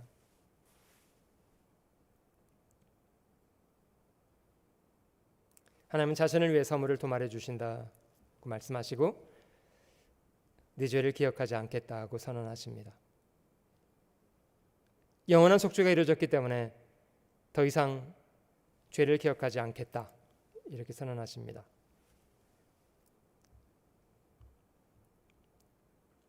22절 말씀 이건 같이 읽어보실게요. 내가 네 허물을 빽빽한 구름에 사라짐 같이 네 죄를 안개에 사라짐 같이 도말하였으니 너는 내게로 돌아오라. 내가 너를 구속하였음이니라. 여러분 잘 보시면 너 하는 거 봐서 용서하겠다는 뜻이 아닙니다. 조건부가 아니고요. 이미 도말해 놓으셨어요. 자식이 돌아올 때 그제서야 아버지는 저놈을 용서해 줄까 말까 이걸 고민했던 게 아니고요. 아버지는 처음부터 다 용서하고 계셨어요. 여러분 하나님은 저희가 알기 전에 이미 저희 죄를 다 도말해 놓고 계셨어요.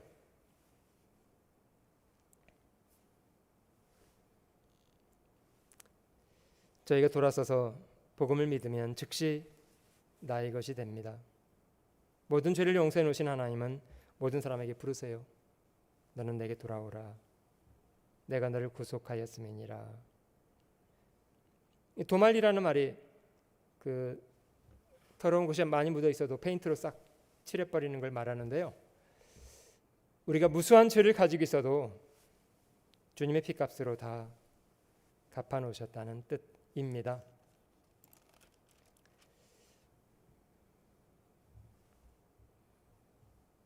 하나님의 부모의 마음속에는 그런 마음 주신 것 같아요. 동리서에서 먼 것 같이 우리 죄가를 우리에게서 멀리 옮기셨으며 아비가 자식을 불쌍히 여김같이 여호와께서 자기를 경외하는 자를 불쌍히 여기시나니 이는 저가 우리의 체질을 아시며 우리가 진토임을 기억하심이로다. 부모는 자식을 불쌍히 여깁니다. 마치 그런 것처럼 하나님도 저희를 불쌍히 여기신답니다. 아비가 자식을 불쌍히 여기는 것처럼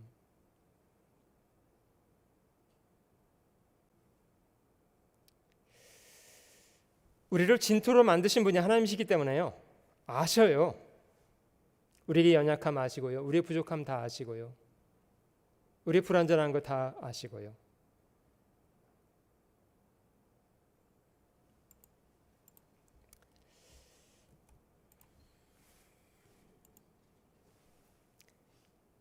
자, 가장 중요한 부분 좀 정리해 보겠습니다. 믿는다는 거, 종교적인 사람이 된다든지 교회를 열심히 다녀야 된다든지 하라 하지 말라는 거를 열심히 준수한다든지 이런 걸 말하는 게 아니고요. 믿는다는 것은 마음으로 받아들이는 것을 말합니다. 마음으로 받아들이는 것. 누가 구원을 받게 되는가?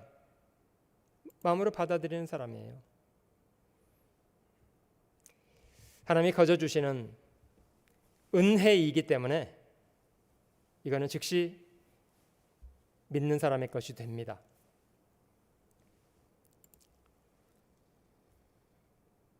여러분 구원을 받는다는 말 속에는요. 죄 사함이라는 것이 들어 있습니다. 예수님이 십자가에 죽으신 이유는 죽기까지 사랑했다 이런 걸 선언하기 위한 것만 아니고요. 우리 죄를 사하시기 위해서 피를 쏟기 위해서 죽으신 겁니다. 구원받는다는 것은 바로 그 죄사함이라는 것이 들어있고요. 성경 구절에 누가복음 1장 말씀에는 그 죄사함으로 말미암는 구원을 알게 한다 이렇게 기록하셨고, 디도서에는 구원받는다는 것을 6, 7가지로 설명하셨는데요. 우리를 구원하시되 우리의 행한 바 의로운 행위로 말미암지 않고 뭘 잘해서 받는 거 아니고 오직 그의 긍휼을 하심, 하나님의 불쌍히 여기심을 쫓아서. 여러분 아들이 돌아왔을 때 그를 받아준 이유는요, 뭘 잘해서 받은 게 아니고요, 아버지가 그를 불쌍히 여겨줬다는 것이 가장 큰 이유예요. 오직 그의 긍휼하심을 쫓아 중생, 이 중생이 거듭 태어남을 말합니다. 거듭 태어남, 중생의 씻음, 씻음은 죄사함을 이야기하고요. 성령이 새롭게 하심으로 하셨나니 성령을 우리 구주 예수 그리스도로 말미암아 우리에게 풍성히 부어 주사 우리로서의 은혜를 힘입어 의롭다 하심을 얻어 영생의 소망을 따라 후사가 되게 하려 하심이니라. 이 뒤져서 있는 이 말씀 속에는 어떤 걸 정리할 수 있냐면요, 이 구원받았다는 말이 이런 겁니다. 죄사함을 받았다는 것, 그걸 거듭남이라고 말했습니다. 중생의 씻음, 거듭남의 죄사함, 성령을 풍성히 부어주셨다 이렇게 말씀하셨고, 의롭다 하심을 얻어. 여러분, 최고 재판장이 네가 의롭다 하면 끝이에요.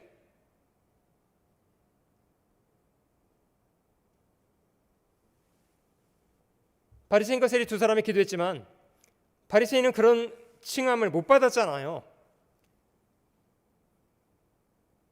이 사람 세리가 저 사람 바리새인보다 의롭다. 주님은 세리를 의롭다고 칭해 주셨어요. 영생의 소망을 따라 후사가 되게 하십니다.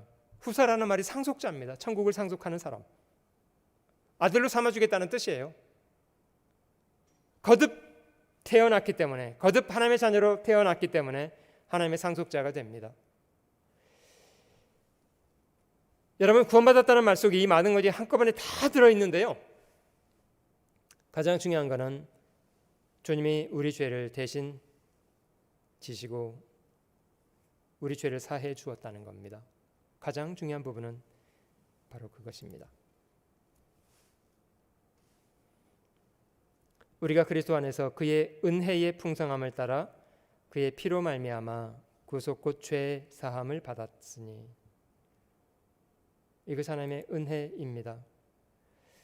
그가 우리를 흑암의 권세에서 건져내사 그의 사랑의 아들의 나라로 옮기셨으니 그 아들 안에서 우리가 구속 곧 죄 사함을 얻었도다. 이미 하나님은 2000년 전에 역사적인 사건을 통해서 인간의 죄 문제를 이미 다 해결해 놓으셨고, 모든 사람이 믿을 수 있도록 성경으로 증거해 주고 계십니다. 믿는다는 것은 무엇이냐면요, 하나님의 성경을 통해서 저에게 약속하시는 이 귀한 약속을 마음으로 받아들이는 것을 말합니다.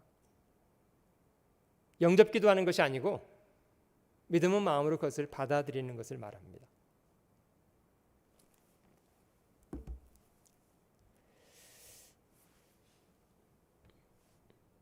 여러분, 저희가 음식을 먹는 걸 비교해 볼게요. 지금 내 몸 바깥에 있는 음식이 나의 몸의 한 부분이 되려면, 그러면 받아들여야 합니다. 그러면 조금 전에는 저와 상관없는 것들이 받아들임으로 인해서 나의 것이 되잖아요. 나의 한 부분이 되고. 만약에 달봉씨가 영자씨를 사랑해서 청혼을 했다고 해볼게요. 영자씨 사랑해, 나의 아내가 되어주세요. 달봉씨가 청혼을 했습니다. 그러면 영자씨는 어떻게 해야 이 달봉씨 아내가 될까요? 물론 결혼을 결심한다는 게 자기 전부를, 인생을 거는 거기 때문에 쉽지 않습니다.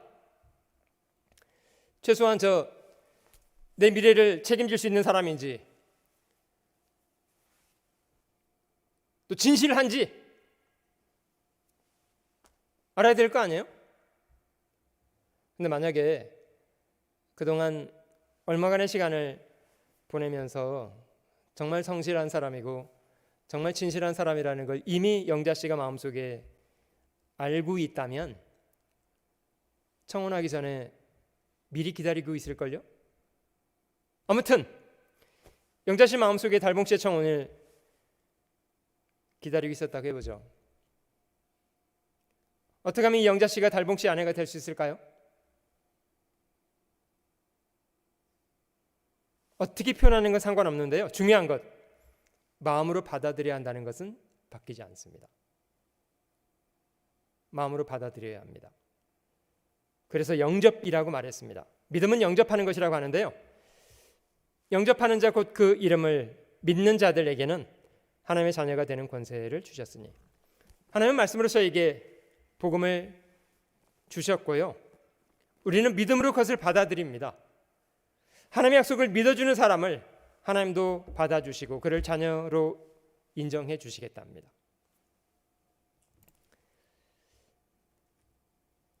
저를 믿는 자는 심판을 받지 아니하는 것이요 믿지 아니하는 자는 하나님의 독생자 이름을 믿지 아니함으로 벌써 심판을 받은 것이니라.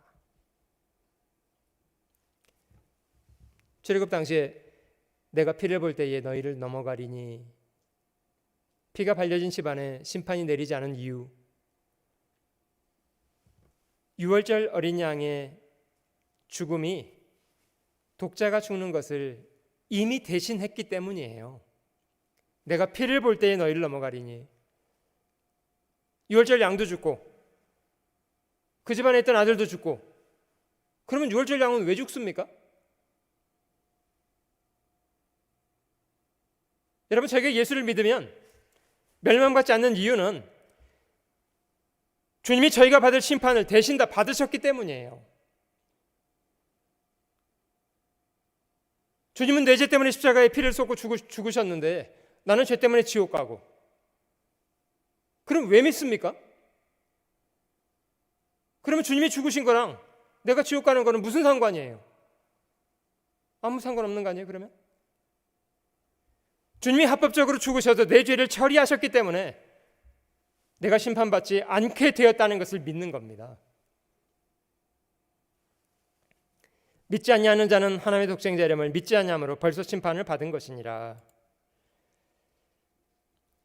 그 안에서 너희도 진리의 말씀 곧 너희의 구원의 복음을 듣고 그 안에서 또한 믿어 약속의 성령으로 인치심을 받았으니, 여러분, 저희가 듣고 믿을 때에 하나님도 저희를 자신의 것으로 인을 쳐주신답니다.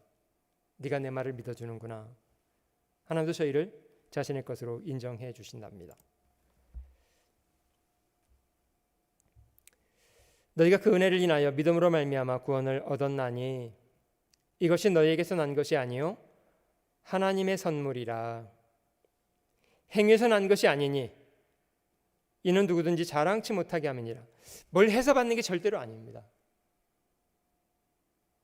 실제 많은 사람들이 이 천국 가는 문제를요, 인간 편에서 뭘 많이 해야 된다고 생각하는 것 같아요. 제가 널리 알려진 이야기 하나 소개해 보고 싶은데요. 어떤 선교사가 인도를 선교하러 갔는데요, 오랫동안 친구로 지냈던 한 인도 사람, 그는 복음을 안 받아들이려고 하더래요. 그렇게 쉽게 천국 가냐고 비웃더래요. 나는 적어도 내 수고와 내 노력으로 천국에 가보겠다고 그런 친구였답니다. 죄는 내가 졌는데 왜 예수님이 죽느냐고 막 거절하는 그런 사람이었대요. 아무튼 시간은 지났고 선교사는 돌아와야 될 시간이 돼서 마지막 그 친구를 만나게 되었는데, 그 친구가 그동안 아무에게도 보여주지 않았던 함을 하나 가지고 왔는데, 그 함 안에는 아주 귀한 진주가 하나 들어있더래요.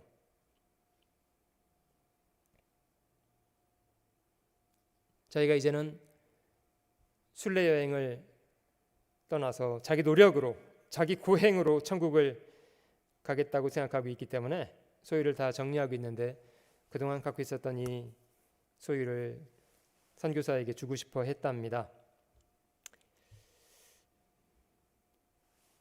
선교사가 열어보니까 아주 귀한 진주가 하나 들어있더래요.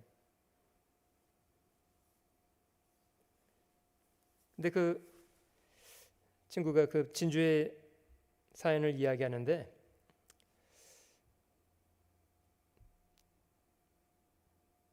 진주를 따는 업을 하던 아들이 하나 있었고, 그 아들이 이 귀한 진주를 발견해서 그걸 얻기 위해서 물속에 너무 오래 있었다가 결국 그는 목숨을 잃었고 나중에 죽은 아이가 해변에 떠밀려 왔는데 그 진주가 손에 쥐어져 있었고요. 그래서 그 아이의 진주를 아버지는 평생에 아들의 생명처럼 귀하게 여기고 있었던 것이었다고 합니다. 그걸 선교사에게 주겠다고 갖고 왔대요. 그래서 선교사가 번개 같은 지혜가 생겨서 그 친구에게 제안을 했답니다. 이 아주 귀한 진주인데 그러면 이걸 제가 만불에 사겠습니다.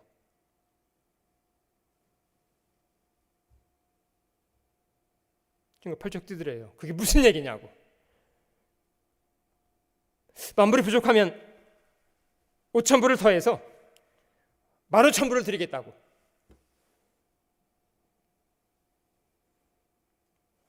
그 사람이 화를 내기를 이거는 어떤 값으로도 내가 팔 수 없네. 나는 이걸 팔려고 갖고 온 것이 아니라 친구인 자네에게 선물로 주기 위해서 갖고 온 거네. 그래서 선교사가 다시 말하기를 나는 도저히 그 진주를 거저받을 수 없습니다. 당신은 이해 못하겠지만 나는 그 진주를 내 힘으로 사고 싶습니다.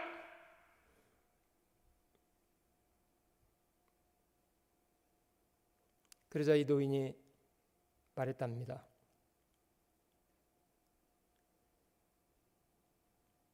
이거는 돈으로 팔 수 있는 것이 아니네.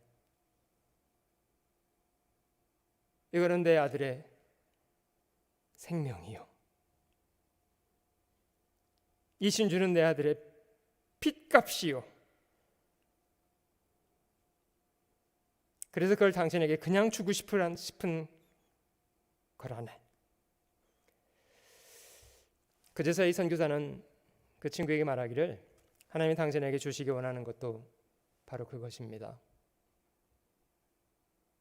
복음은 하나님이 자기 독생자의 생명을 준 선물입니다. 그래서 인간의 행위로 받는 것이 아니라 그냥 받는 거라고.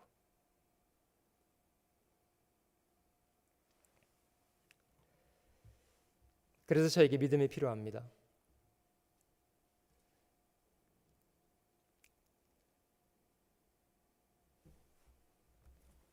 음식을 먹는 것처럼 여자가 사랑하는 남자의 청혼을 받아들이는 것처럼 하나님이 저에게 주신 이 복음의 귀한 소식을 저희가 믿음으로 받아들이는 겁니다. 분명히 저희의 의지가 필요합니다. 아무리 선물을 주어도 아까 제가 말씀드렸던 조지 윌슨의 이야기처럼 거절할 수 있잖아요. 대통령이 사면을 해도 거절할 수 있잖아요. 하나님이 모든 사람에게 복음이라는 선물을 주셨는데 우리가 받을 수도 있고 거절할 수도 있잖아요. 저는 여러분들에게 질문 드리고 싶습니다. 전지를 지으신 하나님이 죄악 가운데 있던 여러분들을 구원하시기 위해서 독생자를 십자가에 내어주신 것이 사실이고 그가 피를 쏟아서 인간의 죄를 도말해 주신 것이 분명한 사실이고요. 이제 그 소식이 저희에게 성경으로 증거되었고요. 여러분들은 이 하나님의 귀한 선물에 대해서 어떻게 하시겠습니까?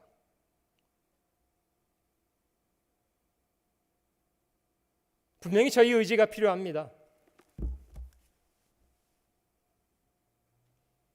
나는 믿겠다. 나는 받아들이겠다. 어떻습니까? 받아들이시겠습니까? 안 받으실 건가요?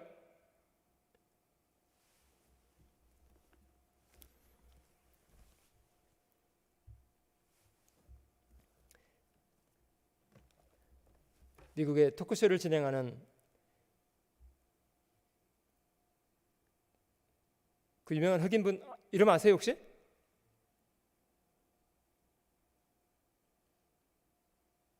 뒤에 라스트 네임은 윈프리드인데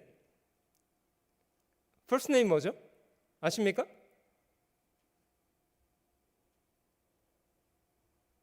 아무튼 그분이 재산이 엄청 많으신 분인데요.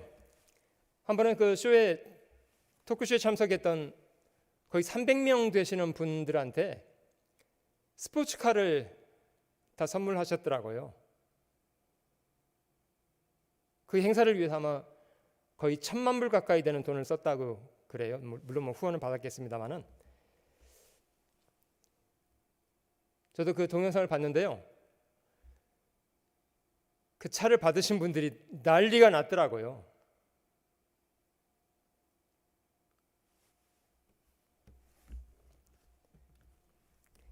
여러분, 세상 사람들은 불과 몇 년 타고 버릴 그런 선물 앞에서도 정말 어쩔 줄 몰라 하시더라고요. 하나님이 저희를 죄로부터 건지시기 위해서 이 큰 선물을 주셨는데 저희가 정말 마음으로 이 선물을 감사하고 찬양해야 마땅하다고 생각합니다. 그리스도인들의 삶은 천국 가기 위해서 발버둥 치는 이제 그런 것과는 거리가 좀 멀고요. 하나님이 저희를 구원해 주시고 받아주신 그 고귀한 은혜가 너무 감사해서 그 은혜를 보답하면서 사는 것을 신앙생활이라고 합니다. 그게 4가지 요소가 있습니다. 그리스도인의 신앙생활, 저희가 말씀을 통해서 구원을 받습니다마는 그리스도인들은 말씀을 가지고 성장하고 생활도 합니다. 마치 음식을 먹는 것처럼 말씀을 먹고 숨 쉬는 것처럼 기도하고 함께 구원받은 사람들과 교제하고 또 이 사실을 전도하는 것에 남은 생애를 사는 걸 신앙생활이라고 하고요. 마치 자동차의 4바퀴와 같습니다. 하나하나 잘 굴러갈 수 있도록 한다면 저희가 건강하게 신앙이 성장해 갈 수 있으리라고 생각합니다. 마태복음 4장 말씀에는 사람이 떡으로만 사는 것이 아니요 하나님 입에서 나오는 모든 말씀으로 살 것이니라. 하나님 말씀은 그리스도인들에게는 음식, 양식과 같습니다. 기도는 그리스도인들에게 호흡과 같다고 합니다. 천지를 지으신 전능하신 분의 자녀라면 전능하신 분께 무엇이든지 구할 수 있고요. 아무것도 염려하지 말고 오직 모든 일에 기도와 간구로 너희 구할 것을 감사함으로 아뢰라. 전능자에게 구할 수 있는 사람, 그런 사람들이 그리스도인들이고요.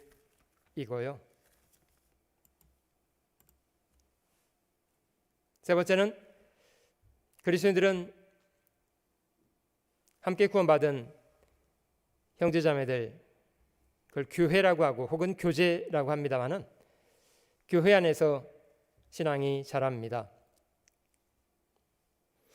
하나에게 태어났을 때 가정은 아이를 보호하고 성장해 갈 수 있도록 돕는 것처럼 그리스도인들에게 교제는 우리의 신앙을 성장하게 만드는 통로가 됩니다. 이로써 네 믿음의 교제가 우리 가운데 있는 선을 알게 하고 그리스도께 미치도록 역사하느니라. 교회 안에 머물러 있으면 차근차근 말씀을 배우고 성장해 갈 수 있습니다. 그러면 하나님의 저희를 통해서 일하시기 원하시는 것을 잘 행할 수 있는데요. 저희가 만나는 사람들에게 하나님이 이루신 이 귀한 소식을 전해주면서 살 수 있습니다.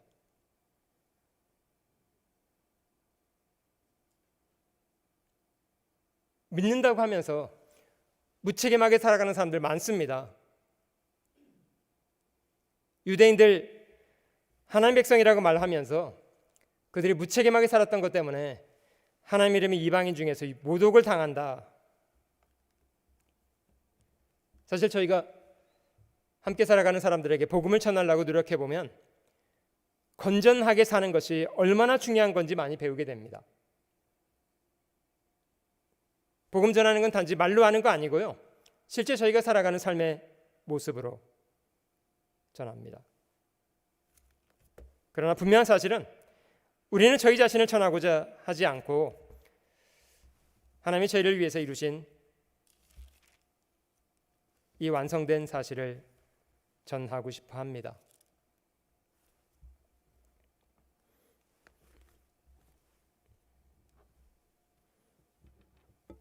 저희가 한 주간 성경을 통해서 하나님의 살아계신 것, 그리고 그가 저희에게 어떤 의미가 되시는 분이신지, 그리고 하나님 앞에 우리의 상태는 어떠한지,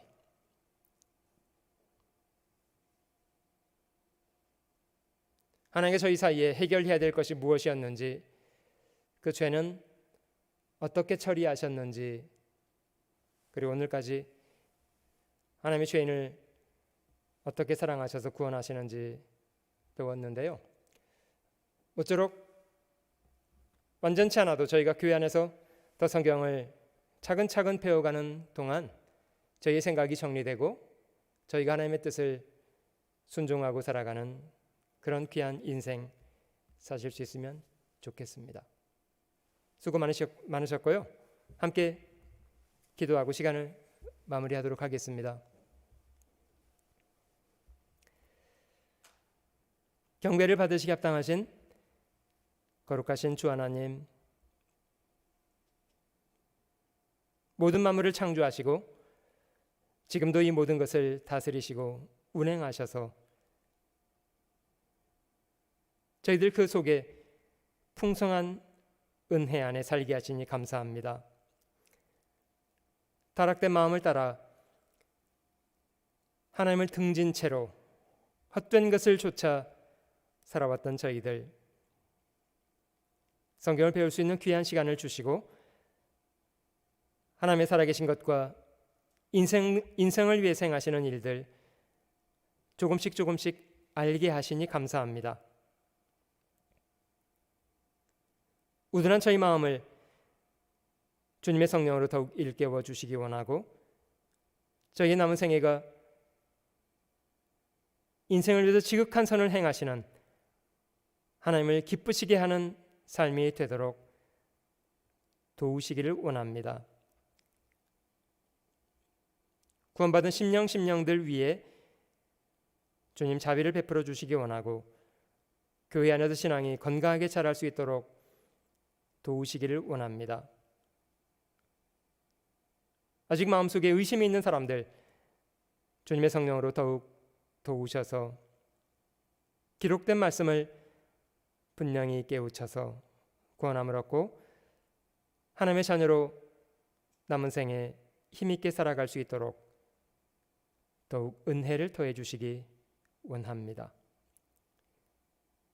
복음을 위해서 수고하는 모든 형제 자매들의 선한 수고 위에도 주님 도우시고 능력 있게 주님 사랑하고 교회를 봉사하며 주님 몸소 이루신 이 복음의 귀한 소식을 부끄러움 없이 두루 이웃들에게 증거하며 남은 생에 살아갈 수 있도록 도와주시기를 원합니다.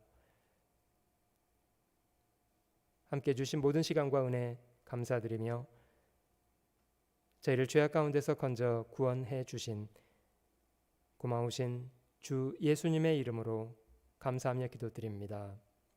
아멘. 수고 많이 하셨습니다. 감사합니다.